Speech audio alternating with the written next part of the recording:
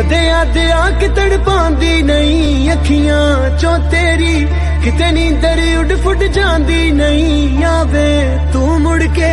हुण मैं तां करां फरियादां नी राह विच जिंद बैठी, इक लैके तेरियां यादां, इक तेरी खैर मंगदी।